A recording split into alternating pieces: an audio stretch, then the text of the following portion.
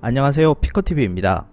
한일 양국 간의 긴장이 높아지고 있는 가운데 광복절이 지나가자 일본 언론들이 아베 정부를 맹비난하기 시작했습니다.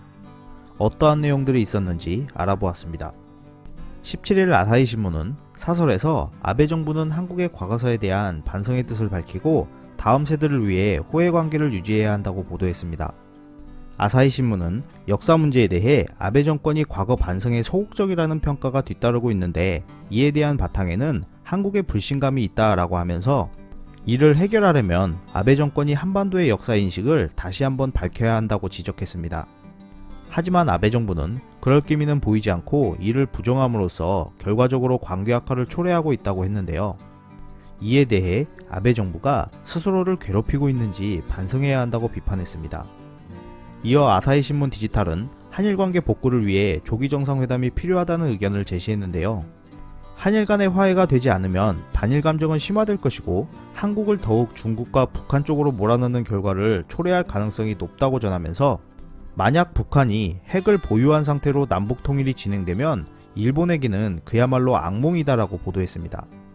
일간 겐다이 디지털에서는 세코 경제산업상에 대해 비판을 이어갔습니다. 최악이라고 하는 한일 관계의 불씨를 만든 세코 경제산업상이 이를 진화하기 위해 혈안이 되어 있다는데요. 강제징용 배상 소송에 대항 조치로 발동된 한국 수출 규제를 둘러싸고 세코 경제산업상은 만족할 만한 해결책이 전혀 나타나지 않았다고 발언하며 사실상 보복이라고 인정했기 때문입니다. 이러한 내용을 언론이 그대로 보도를 하여 대립이 심화되자 세코 장관은 보도를 집요하게 모니터링하며 한국 수출 규제를 둘러싸고 세코 장관의 의도와 다른 기사를 전달하는 언론을 공격하고 있다는데요.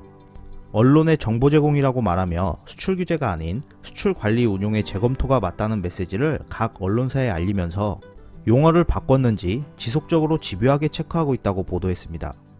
그러면서 일간 겐다이 디지털은 이 나라의 장관은 엄청나게 한가한 것인가, 표현의 자유를 보장하는 헌법을 정독하면 어떤가 라며 비판했습니다.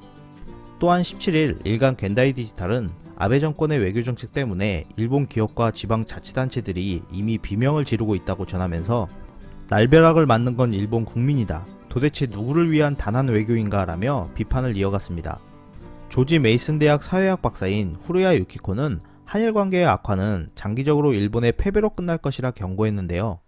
한국은 민주화 이후 국제 경쟁력이 상승하여 일본이 상대적으로 중요성이 떨어졌고 소프트 파워에서도 일본을 능가하는 세계적인 존재감을 보여주고 있기 때문이라고 했습니다.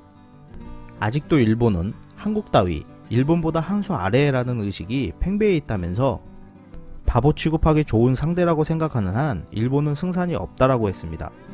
이렇게 일본 정부를 향한 비판들이 광복절 이후 이어지고 있는데요.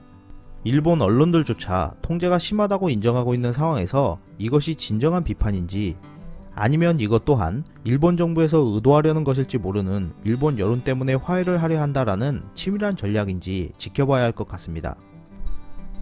끝까지 시청해주셔서 감사합니다.